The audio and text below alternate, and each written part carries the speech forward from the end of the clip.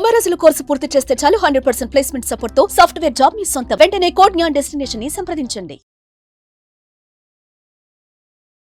నమస్కారం ప్రియా చౌదరి గారు. నమస్తే అమ్మా. నాకు తెలిసి సింగిల్ లైఫ్ని లీడ్ చేసే ప్రతి మహిళ ఫేస్ చేస్తున్నటువంటి ప్రాబ్లం అదే.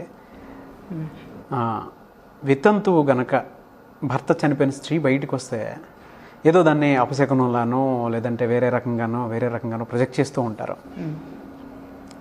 అండ్ నెగిటివ్స్ ఎక్కువ మాట్లాడుతూ ఉంటారు.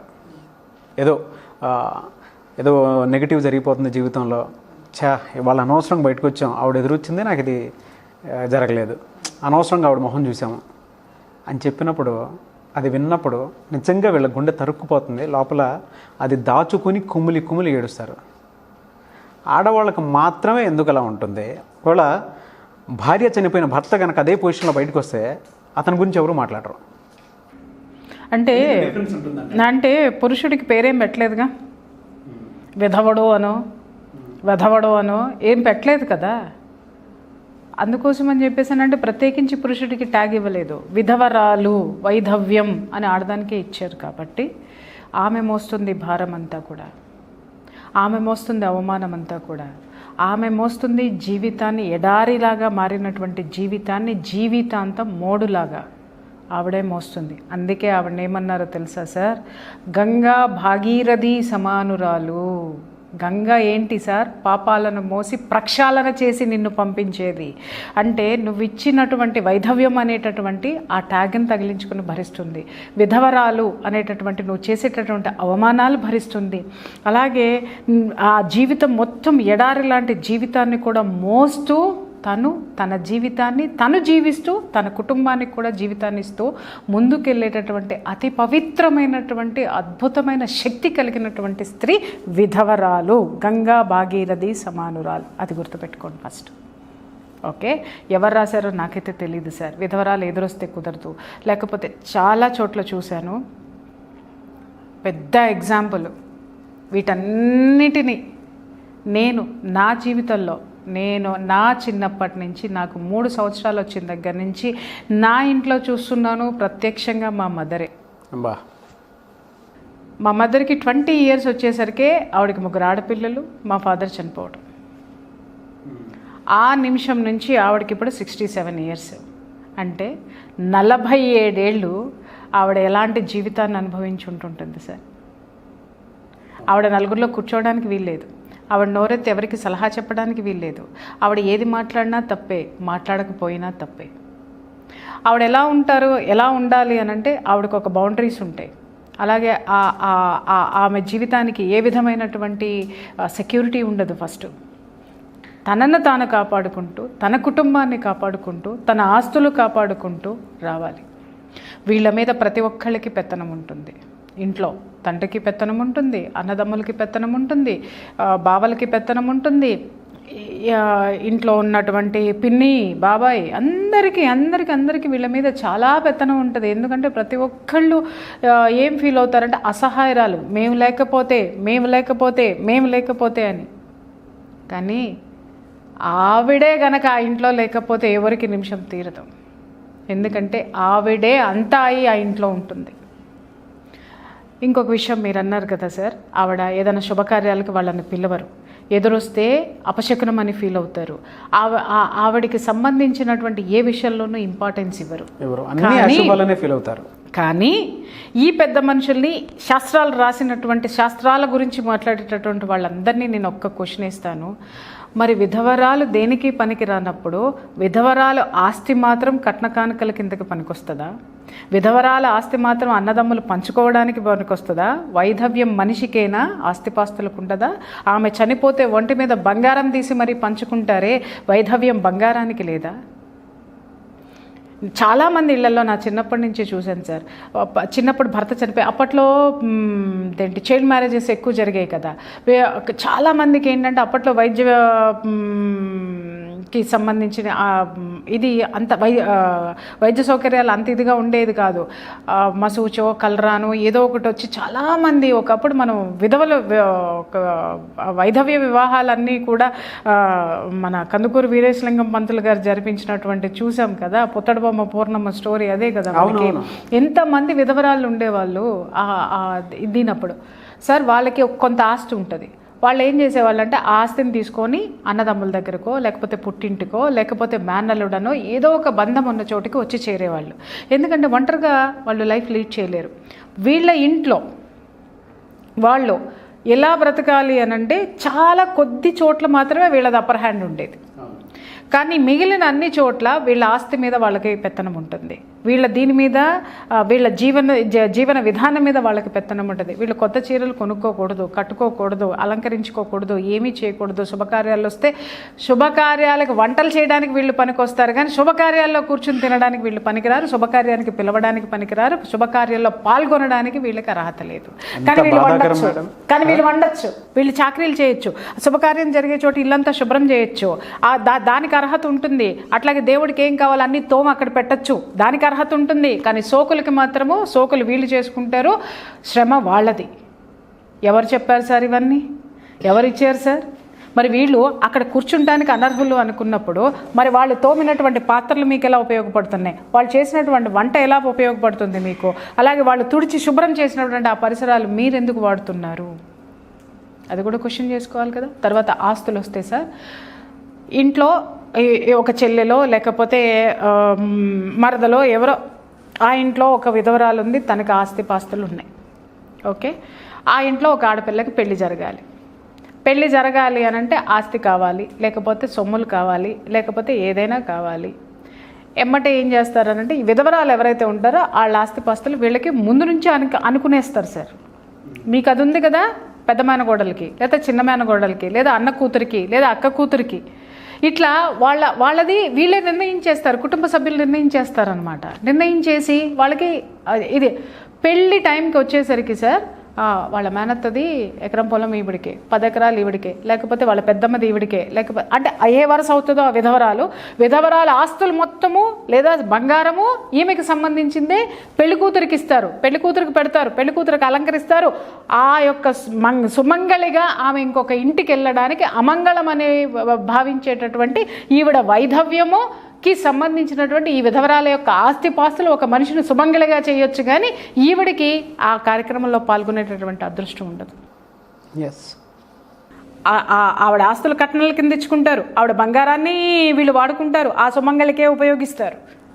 కానీ ఆమె సుమంగళి అవ్వడానికి ఆస్తులు ఉపయోగపడతాయి తప్పితే సుమంగళిగా దీవించడానికి ఆవిడ దీవెనలు ఉపయోగపడవు. ఎంత అవమానం సార్ ఇవన్నీ! ఎవడు సార్ రాశాడు ఇదంతా? ఎవడు సార్ చెప్పాడా మంగళం అని? భగవంతుడు చెప్పాడా నీకేమన్నా? సరే, నేను ఒక మాట అడుగుతున్నాను. విధవరాలు ఎదురొచ్చింది కాబట్టి దాని మొహం చూశాను కాబట్టి ఇలా జరిగిందని చెప్పేసి ప్రతి ఒక్కడు మాట్లాడుకుంటూ ఉంటాడు కదా. మరి రోజు పొద్దున్నే లేవగానే నీ భార్య మొహం చూస్తున్నావు కదా సుమంగళి, నీ తల్లి మొహం చూస్తున్నావు కదా, సుమంగళుల మొహమే చూస్తున్నావు, నీ కొడుకు మొహం నీ కూతురు మొహం చూస్తున్నావు, లేదా నీకు ఇష్టమైన వాళ్ళ మొహం చూస్తున్నావు. మరి నువ్వు రోజు మహారాజుల లెక్క నువ్వు కోరుకున్న ప్రతిదీ జరగాలి కదా, ఎందుకు జరగట్లేదు? ఆవిడ మొహం చూసిన రోజునే జరుగుతుందా నీ జీవితంలో? ఏ రోజు జరగలేదా నీ జీవితంలో ఏమి? అది మాత్రమే ఎందుకు గుర్తుపెట్టుకుంటాడంటే వీడి మైండ్ సెట్ లోకువ. తరతరాల నుంచి ఏదైతే పాతుకుపోయిందో, ఈ దుర్మార్గం ఏదైతే పాతుకుపోయిందో, అమంగళం అనేటటువంటి మాట ఏదైతే ఉందో వాడి మైండ్లో కూర్చుండిపోతుంది అనమాట. ఆ రోజు వాడికి ఏం జరగకపోయినా ఏదో జరిగిందన్న ఫీలింగ్లో ఉంటాడు వాడు. ఇంకా చెప్పాలంటే జరిగితే బాగుండని ఎదురు చూస్తాడు, అందుకే జరుగుతుంది. ఆమె ఎదురు రావడం వల్ల జరగదు, ఈవిడ వచ్చింది కాబట్టి జరిగితే బాగుండని ఈ వీడు ఎదురు చూస్తూ ఉంటాడు, అందుకే జరుగుతుంది ఏదైనా కానీ. ఆవిడకి ఏం సంబంధం అండి? అలా అనుకుంటే యాక్సిడెంట్లు అయిన వాళ్ళందరూ ఎంతమంది విధవరాల మొహాలు చూస్తున్నారు సార్? రోగాలు వచ్చిన వాళ్ళు ఎంతమంది విధవరాల మొహాలు చూస్తున్నారు సార్? పెళ్లి పెటాకులు అయిన వాళ్ళందరూ ఏ విధవరాలు మీది చేస్తే పెళ్లి పెటాకులు అవుతున్నాయండి? వీటన్నిటికీ కారణం విధవరాలా? కాదు, ఎవడి రాత వాడిది, ఎవడి చేత వాడిది, ఎవడి చరిష్మా వాడిది. ఈ విధంగా ఎవ్వడో ముక్కు మూసుకొని కూర్చొని పెట్టినటువంటి ఈ పనికి మాలినటువంటి ఇవన్నీ తీసుకొని వచ్చి ఒక ఆడదాన్ని బాధ పెడుతూ ఉంటారే. ఆస్తులకు లేనటువంటి అమంగళము ఆమె ఆస్తులు సుమంగళిగా మార్చగలిగేటటువంటి శక్తి ఆస్తులకు ఉన్నప్పుడు ఆవిడికి లేదా? ఆ అంటూ ఆస్తులకి రాదా? అంటే నీకేది ఉపయోగపడుతుందో, నీకు ఏది లబ్ధి చేకూరుస్తుందో అది అమంగళం కాదు. మనిషి అక్కర్లేదు, మిగిలినవన్నీ కావాలి. ఎవడు చెప్పాడు సార్ ఇది? ఎవడు చెప్పాడు? అవును. ఇంకొక మాట చెప్పనా ఇక్కడ ఈ విషయానికి వస్తే, కెమెరా సాక్షిగా చెప్తున్నాను, నా ఇంట్లో ఏది జరిగినా మా అమ్మ కాళ్ళు మొక్కి తీరుతాను సార్ నేను. గ్రేట్. అడగండి, మమ్మల్ని ఇంటర్వ్యూ చేయండి. ఫస్ట్ నా ఇంట్లో ఏది జరిగినా, ఏ శుభకార్యం జరిగినా మా అమ్మ కాళ్ళకి మొక్కి తీరుతాను. నా పుట్టినరోజు నాడు మా అమ్మ కాళ్ళు మొక్కాల్సిందే. మా అమ్మ కాళ్ళు మొక్కితే మా అమ్మ ఆశీర్వాదం నాకు ఎంత బలమో నేను చెప్పలేను. తర్వాత నా ఇంట్లో ఏ శుభకార్యం జరిగినా కూడా నా పిల్లని తీసుకెళ్ళి మా అమ్మ కాళ్ళు మొక్కిస్తా. మా అమ్మ అక్షింతలు వేయాల్సిందే వచ్చి. మా మేనత్తో ఒక ఆవిడ ఉన్నారు, ఆవిడ కూడా అంతే. ఒక సందర్భం సార్ నన్ను బాగా కలిచివేసింది ఏంటి అని అంటే, మా మేనత్తే గృహప్రవేశం చేసుకుంటున్నారు, ఇల్లు కొనుక్కున్నారు, అపార్ట్మెంట్లోకి వెళ్ళాలి అని చెప్పేసాను. అపార్ట్మెంట్లోకి వెళ్ళాలి అని అంటే ఆవిడ కూడా ఇట్లాగే చిన్నతనంలోనే వైధవ్యం అనేది వచ్చింది. She's employee. తను ఒంటరిగా నిలబడింది, జీవితాన్ని సాధించుకుంది, తనకు తాను ఒక లైఫ్ని లీడ్ చేసుకుంది. తను 60+ వచ్చిన తర్వాత తను ఒక ఇల్లు కొనుక్కొని హైదరాబాద్లో ఉండేది. తర్వాత తను వేరే ట్రాన్స్ఫర్ అయిపోయింది. రిటైర్డ్ అయిపోయిన తర్వాత ఒక ఇల్లు కొనుక్కొని ఆ ఊర్లో సెటిల్ అవ్వడానికి ఆ రోజు పూజ చేయాలి సార్, ఇంట్లో పూజ చేయాలి. ఇంట్లో పూజ చేయాలి అన్నప్పుడు కుటుంబ సభ్యులు ఎవరు కూడా ఆ పూజలో కూర్చుంటానికి కానీ చేయటానికి కానీ మరి నిరాకరించారు, లేకపోతే ఏం జరిగిందనేది నాకైతే తెలియదు సార్. నాకు ఫోన్ చేసి నాతో మాట్లాడుతూ ఆమె ఎట్లా చేస్తుంది, ఆమె ఎవరిని ఎంటర్టైన్ చేయదు. నాకు మళ్ళీ ఆవిడకి ఏది తోస్తే అది చేసుకుంటూ వెళ్ళిపోతుంది. నాకు తెలిసి ఆవిడ లక్షణాలు నాకు చాలా ఉన్నాయి. ఎవరిని కేర్ చేసే పనిలే, ఎంతమంది వచ్చినా సమాధానం చెప్తుంది, ఏదైనా వెనకడిగేసే పని లేదనమాట. బట్ అంత పర్ఫెక్ట్గా ఉంటుంది మనిషి, అంత దీంట్లోనే ఉంటుంది. అయితే నాకు ఫోన్ చేస్తూ మాట్లాడితే, ఏంటే మీ అత్తే పూజ చేసుకుంటానంటుంది, అసలు ఆవిడ ఎట్లా పూజ చేస్తుంది, బొట్టు పూలు లేవు కదా అని ఎవరు మాట్లాడారు? సొంత వాళ్ళే మాట్లాడారు. సర్రన గాలింది నాకు. ఆమె ఆస్తులు పంచుకున్నారు కదా, బొట్టు పూలు ఆస్తులకు ఉన్నాయా? ఆస్తులకు లేని బొట్టు పూలు ఆవిడకి కావాలా? అక్కడ అవన్నీ మాత్రం మీకు కావాలి. విషయం ఏంటంటే ఆ కుటుంబంలో ఏదన్నా జరిగితే ఆవిడ అక్షింతలు వేస్తే అశుభం అని చెప్పేసి అని మాట్లాడుకున్న క్షణాలు కూడా ఉన్నాయి. కెమెరా ముందే చెప్తున్నా, వాళ్ళు కూడా రియలైజ్ అవ్వండి. ఈ సందర్భం వచ్చింది కాబట్టి ఆవిడ పడిన మనోవేదన కూడా నేను చెప్తున్నాను. ఆవిడ ఒక సందర్భంలో కుటుంబ సభ్యులకి ఫంక్షన్ జరుగుతుంటే ఆవిడ అక్షింతలు వేసిందని చెప్పి ఆ పిల్లలు తల్లిని తిట్టారు, మిగిలిన వాళ్ళందరూ. ఏది కుటుంబ సభ్యులే, ఆవిడ పిల్లలే, మిగిలిన పిల్లలు ఆవిడని తిట్టారు. అమ్మ చేత ఎట్లా అక్షింతలు వేపిస్తావు నువ్వు, ఎట్లా ఇది చేస్తావు నువ్వు అని చెప్పేసి అని మాట్లాడారు. నేను ఈరోజు మీరు గుర్తు చేశారు కాబట్టి నాకు బయటకు వస్తుంది సార్ ఆ కోపం అంతా కూడా. ఆమె ఆస్తికి లేదా ఆస్తులు పంచుకున్నప్పుడు లేనటువంటి వైధవ్యమో ఆమె అక్షింతలు వేస్తే ఆశీర్వదిస్తే వచ్చిందా మీకు? ఏం ఆలోచిస్తున్నారు? మళ్ళీ ఒక్కొక్కళ్ళు చదువుకున్నదంతా పెద్ద పెద్ద చదువులు చదివి కూర్చున్నారు సార్. సంస్కారం లేనటువంటి చదువులు అన్నమాట అవి. కన్న తల్లి ఆశీర్వాదాన్ని, కన్న తల్లిలో నువ్వు పసుపు కుంకుమలు లేవు అని చెప్పి ఒక వైధవ్యాన్ని, ఒక అమంగళాన్ని చూసినటువంటి నీ చూపు, నీ బుద్ధి, నీ మేధస్సు ఎక్కడ పెట్టినావు నువ్వు? దేనికి పనికొస్తే నువ్వు? నీ జీవితం ఇవాళ ప్రశాంతంగా లేకపోవడానికి కారణం ఏంటంటే ఇంకొకళ్ళ జీవితంలో నువ్వు ప్రశాంతతను ఇవ్వలేదు కాబట్టి, ఇంకొకళ్ళని నువ్వు ఆశీర్వదించలేదు కాబట్టి. గుర్తుపెట్టుకోండి, ఎవరైనా కానీ వాళ్ళు మనకి జన్మనిచ్చిన వాళ్ళండి. వాళ్ళు లేకపోతే మనం ఎక్కడున్నామండి? ఈ మంగళాలు ఏందండి నాకు అర్థం కాదు. ఆశీర్వాదం అనేది మనస్సుకి సంబంధించింది, జన్మకి సంబంధించింది. ఏది కూడా వైధవ్యాలు ఇవి అవి అన్నీ మనం పెట్టుకున్నాయి, మనం చేసినటువంటిది. పల్లెటూళ్ళలో అయితే నేను పల్లెటూరులో జరిగిన విషయాలే సార్ ఇవన్నీ నేను మాట్లాడుతున్నాను. మామూలుగా కాదు, ఇంకా అసలు అక్కడ కొద్దిసేపు కూడా నుంచోలేమన్నాయి. నేను అది ప్రాక్టికల్గా చూశాను, కానీ అంటే అది ఫేస్ చేసే వాళ్ళకే తెలుస్తుంది. కానీ దాని సార్ నేను నా ఇంట్లో ఇద్దరిని చూశానని చెప్పా. ఒకరు మా మేనత్త, ఒకరు మా మదర్ని చూశాను నేను. ఈవిడ మా మదర్ని అయితే ఇంకా చెప్పనక్కర్లేదు. ఇంకా మా మేనత్త ఎంప్లాయీ, ఆవిడ ఒక పెద్ద లీడర్షిప్ క్వాలిటీస్ ఉండి నోరేసుకొని నెట్టుకొచ్చేసింది కాబట్టి కొంతలో కొంత ఆవిడ చాలా అవమానాల నుంచి బయటపడిపోయింది. అసలు ఇంకొకటి ఏంటంటే ఎవడ మొహం చూడదు ఆవిడ. నీకు అవసరం ఉంటే నా దగ్గరికి రా అనే క్యారెక్టరు. కానీ మా మదరు చాలా ఫేస్ చేసింది, చాలా అంటే చాలా. ఇంట్లో శుభకార్యం జరుగుతుంటే ఆవిడ వంటలు చేయొచ్చు, ఆవిడ ఇల్లు తొడవచ్చు, ఆవిడ ఇవన్నీ చేయొచ్చు, కానీ ఆవిడ ఎదురు రాకూడదు, ఆవిడ మాట్లాడకూడదు. ఏదైనా శుభకార్యం జరుగుతుంది 10 మందిలో కూర్చుని ఆవిడ ఏదైనా సలహా ఇద్దామనంటే నువ్వు నోరు మూసుకో, కానీ ఆవిడ డబ్బు కావాలి, ఆవిడ డబ్బు కావాలి, ఆవిడ డబ్బుకు మాత్రం వారసులు, మిగిలిన దేనికి వారసత్వం లేదా ఆవిడికి. డబ్బు మీద నీకు హక్కులు ఉన్నాయి, కానీ బిడ్డగా నీకేదన్నా ఒక మంచో చెడో చెప్పకపోతే ఆవిడకి హక్కు లేదా? ఇలాంటి అవమానాలన్నీ ఎన్ని భరిస్తున్నారు సార్. ఇవాళ మన ఇళ్లల్లో మనశ్శాంతి లేకపోవడానికి కారణం ఆవిడ వైధవ్యం కాదు, నువ్వు వేలెత్తి చూపించేటటువంటి ఆ వైధవ్యం ఏదైతే ఉందో, ఆవిడ ఏ క్షోభ అయితే పడుతుందో ఆ క్షోభే తిరిగి నీ ఇంట్లోకి వస్తుంది. అందరికీ చెప్తున్నాను నేను ఈ విషయం. దయచేసి వాళ్ళని మానసిక క్షోభకి మాత్రం గురి చేయకండి. ఆ క్షోభ తిరిగి మీరు ఎవరికైతే ఇచ్చి పంపిస్తారో, మీరు ఎవరినైతే చూస్తున్నారో, మీరు ఏదైతే చేశారో అది మీకు రిటర్న్ గిఫ్ట్ కింద వస్తుంది. డెఫినెట్గా అనుభవిస్తారు సార్. తెలియని మూర్ఖత్వంలో ఉన్నారైనా ఇప్పుడైనా సరే తెలుసుకోండి దయచేసి. వాళ్ళు మనకి జన్మనిచ్చినటువంటి వాళ్ళు, మన తోబుట్టువులు, జన్మనిచ్చిన తల్లి గురించి నేను చెప్పా. అరే నీ తోబుట్టువు, నీతో పాటు పుట్టినటువంటి తోబుట్టువుకి నువ్వు ఆనర్ ఇవ్వలేవా? ఆమె ఏం చేసింది? ఆమెకేం సంబంధం ఉంది వైధవ్యంతో? నువ్వు నీ తల్లిదండ్రులు తీసుకొచ్చి చేసిన దిక్కుమాలిన సంబంధం వాడు పుట్టుకుని పోయినాడు. ఆమెకేం సంబంధం ఉంది? ఆవిడ తలరాత మీరు రాశారు, మీరు చేసిన పెళ్ళిళ్ళతోటే కదా పోయింది ఆవిడ. ఆవిడ జీవితంలో అసలు ఒక వ్యక్తిని పోగొట్టుకొని ఆవిడ ఒక దుఃఖంలో ఉన్న మనిషికి ఇంకా ఆ లోటు తీసేయాలి.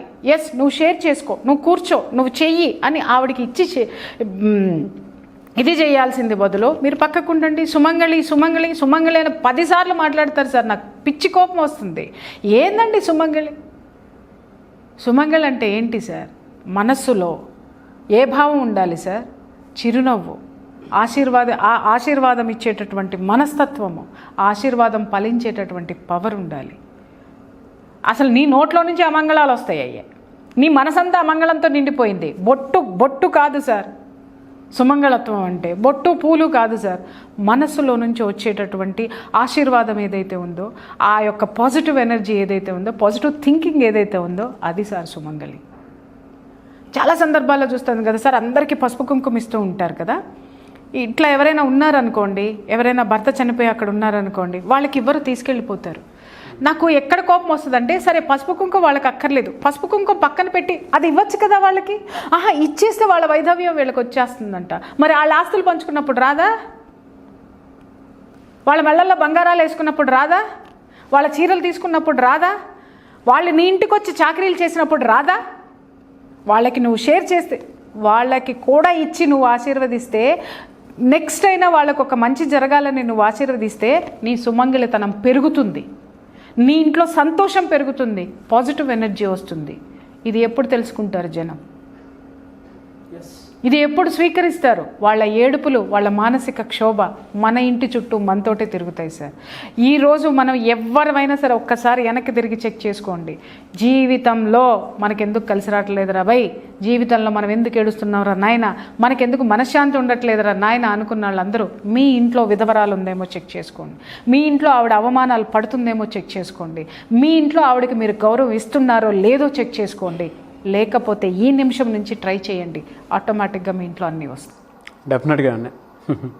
ఎందుకంటే ఆవిడ ఆశీర్వాదం పవర్ఫుల్ సార్, చాలా పవర్ఫుల్. ఎందుకనంటే ఆ ఒక జీవన విధానం ఆవిడకి ఒక ప్యూర్ మైండ్ సెట్ ఉండాలి అని అంటే, వీళ్ళందరూ ఏమవుతుందంటే, ఇక్కడ కూడా మీకు ఇంకొక ప్రమాదం చెప్తున్నాను. మీ అందరికీ జరిగే ప్రమాదం ఏంటంటే, వీళ్ళు ప్రతిదానికి వాళ్ళని అవాయిడ్ చేయడంతో వాళ్ళ కొంతమందిలో ఏమవుతుందంటే సార్, ఆ ఫీలింగ్ అంతా సాడిజం కింద మారిపోతుంది. ఆ గిల్టీ ఫీలింగ్ ఏదైతే ఉంటుందో అసూయ కింద, ఈర్ష్య కింద, ద్వేషం కింద మారిపోయి ఇక వాళ్ళు ఏం చేసినా వాళ్ళకి చుక్కలు చూపించేస్తారు, అలా కూడా మారుతారు. కాబట్టి నిప్పుని చాలా జాగ్రత్తగా చేయాలి. ఆ నిప్పు నీ ఇంట్లో ఉన్న హోమగుండం అనుకో, దగ్ధం చేసేట నిప్పురవ్వ కాదు అది. అంత పవిత్రంగా మీరు వాళ్ళని చూడండి, ఎంత జాగ్రత్తగా మీరు చూసుకుంటే మీ ఇంటికి అంత మంచి జరుగుతుంది. ఎస్, మీరు చెప్పింది కరెక్ట్ అండి. కానీ ఈ వీడియో చూసిన తర్వాత ప్రతి ఫ్యామిలీలో ఉండేటువంటి ఇటువంటి సిచ్యువేషన్ కనుకుంటే, వాళ్ళు కనుక మారలేదు అని అంటే నిజంగా అంతకంటే దౌర్భాగ్యం ఇంకొకటి ఉండదు, అంతకంటే దరిద్రం. నేను ఒకటి చెప్తాను నాగరాజు గారు, వీడియోలు చూడంగానే మారారు అని అయితే నేను అనుకో లేదండి. మైండ్ సెట్ చాలా ఇంపార్టెంట్. ఎందుకంటే ఒక మాట అన్నారు మీరు ఇందాక మాట్లాడేటప్పుడు, ఏమన్నారు, తను బయటికి వచ్చిందనంటే అపశకునమను అశుభమను భావించే వీళ్ళు తన ఆస్తులు డబ్బు ఎస్ తను చేసే సేవ ఇంట్లో సార్. మళ్ళీ మీకు ఇంకో విషయం తెలుసా, వీళ్ళ దగ్గర ఆస్తులు పంచుకునేటప్పుడు కానీ వీళ్ళ ఆస్తులు తీసుకునేటప్పుడు కానీ ఆ 2 రోజులు వీళ్ళని భలే మర్యాదగా చూస్తారు. మామూలుగా కదా, అదే చెప్తున్నాను. అసలు ఎలా చూస్తారంటే సార్, ఇంకా పసుపు కుంకుమ కూడా నువ్వే పెట్టు వాళ్ళకి అనేంత చందంగా చూస్తారన్నమాట. వన్స్ ఆవిడ చెయ్యి దాటి డబ్బు కానీ ఆస్తి కానీ వెళ్ళిపోయిందా సార్, వాష్రూమ్లు మనం బాత్రూమ్లు కడుగుతాం చూసారా, దానికంటే హీనంగా మూలపడేస్తారు, ఆ చీపురు కంటే హీనంగా మూలపడేస్తారు, అంత నీచంగా చూస్తారు. ఈరోజు నీ బతుకు నీ మనస్తత్వం ఎలా ఉందో నీ జీవితం కూడా అలాగే ఉంటుంది. చెక్ చేసుకోండి. ఏ ఒక్క ఇళ్లలో మనశ్శాంతి లేదు సార్, నేను రాసిస్తా, నేను చూపిస్తాను కూడా దృష్టాంతాలు. అలాగే ఇంకొకటి కూడా మనం ఇక్కడ మాట్లాడుకోవాల్సిన అవసరం ఉంటుంది. ఇప్పుడు బాధపడేటటువంటి మనస్తత్వాల గురించి మాట్లాడుకున్నా, బాధ పెట్టే మనస్తత్వాలు కూడా ఇక్కడ ఉన్నాయి. వైధవ్యం అనేది ఒకటి ఉండి ఒక వ్యక్తి ఆ ఇంట్లో ఉన్నారు అనంటే, నేను కొంతమందిని చూశాను సార్, భార్యాభర్తల్ని కలిసి ఉంటే ఓర్చుకోలేరు. వాళ్ళ అత్తల రూపంలో ఉండొచ్చు, అమ్మల రూపంలో ఉండొచ్చు, ఆడపడుచుల రూపంలో ఉండొచ్చు, తోడబుట్టిన వాళ్ళ రూపంలో ఉండొచ్చు. 2 భార్యాభర్తలు ఉన్నారంటే గొడవలు పెట్టేస్తారు. ఒక కాపురం పచ్చగా ఉందంటే గొడవలు పెట్టేస్తారు. ప్రశాంతంగా ఉండనివ్వరు సార్, ఉండనివ్వరు. నరకం చూస్తారు ఇట్లాంటి వాళ్ళతోటి. ఇలాంటి వాళ్ళందరినీ తీసుకెళ్ళి దూరంగా పడేయండి. వాళ్ళ ఆస్తులు వాళ్ళకి ఇచ్చేసి దండం పెట్టేసి దగ్గర పెట్టుకోకండి. వాళ్ళని పెట్టుకున్న మనశ్శాంతి ఉండదు. మీకు చెప్తున్నానమ్మా, ఇలాంటి మనస్తత్వాలు కనుక ఎవరికైనా ఉంటే గంగా భాగీరథి సమానురాలైనటువంటి వాళ్ళందరికీ నేను చెప్తున్నాను, మీ జీవితంలో మీరు ఏదైతే పోగొట్టుకున్నారో, నాకు లేదు వీళ్ళకుంది అనేటటువంటి ఈర్ష్యతోటి ఎదుటి వాళ్ళ జీవితాల్లో మీరు నిప్పులు పోసినా, ఎదుటి వాళ్ళని మీరు చులకనగా చూసినా, వాళ్ళని ఏ విధంగా బాధ పెట్టినా, మళ్ళీ మళ్ళీ మళ్ళీ ఎన్ని జన్మలెత్తినా మీరు ఇదే బాధను అనుభవించేటటువంటి నెగిటివ్ ఎనర్జీని మీరు తెచ్చుకుంటారు. కాబట్టి మీరు వాళ్ళు బాగుండాలి, మీ జీవితంలో ఏది లేదో ఎదుటి వాళ్ళలో ఉన్నదాన్ని మీరు ఆస్వాదిస్తే, మీరు ఆహ్వానిస్తే అదే జీవితం మీకు వస్తుంది, ఖచ్చితంగా వస్తుంది. అది మీకు మరో పెళ్ళే కానక్కర్లేదు. అంతకు మించినటువంటి స్వాంతనమైనటువంటి జీవితము, అద్భుతమైనటువంటి ఎనర్జీ డెఫినెట్గా ఆ విశ్వం మీకు ఇస్తుందమ్మా. ఇది మాత్రము దీన్ని మీరు మర్చిపోవద్దు, ఈ సత్యాన్ని గ్రహించండి. ఇది ఒక్కటే నేను రిక్వెస్ట్ చేస్తున్నాను నేను మిమ్మల్ని. సో ఫైనల్ ఇంకొకటి అడుగుతానండి, క్లాస్ చాలామంది అడుగుతున్నారు. నాగరాజు గారు, ఇప్పటికే చాలామంది ఫోన్స్, మొన్న అనౌన్స్ చేసామో లేదో చాలా ఫోన్స్ వస్తున్నాయి. క్లాసెస్ ఎప్పుడు కండక్ట్ చేస్తారు ఏంటి అనేది. త్వరలోనే డేట్ కండక్ట్ చేస్తాను నేను. ఈ మంత్ ఎండ్లో అయితే ఉంటుంది. అంటే ఒక్కటి మాత్రం నేను చెప్తున్నాను, డెఫినెట్గా నేను డేట్ ఇస్తానమ్మా, కానీ మీరు తొందరపడద్దు. ఎందుకంటే ఇప్పుడే కావాలి, ఇప్పుడే చదవాలి, ఇప్పుడే ఉండాలి అనేటటువంటిది కొంచెం మీరు ప్లీజ్ బీ వెయిట్. సుమన్ టీవీలో మీ పర్సనల్ అండ్ బిజినెస్ ప్రమోషన్స్ కోసం కింది నెంబర్కి కాంటాక్ట్ చేయండి.